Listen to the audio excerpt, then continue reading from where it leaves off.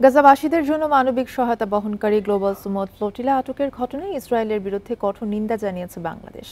Bundle থাকলে প্রতি সেনমানিতে টাকা বাঁচবে। বিকাশ সেনমানি বান্ডেল কিনে জিতুন প্রতি লেনদেনে। সকালে পররাষ্ট্র মন্ত্রণালয় থেকে এক বিজ্ঞপ্তিতে এই নিন্দা জানানো হয়।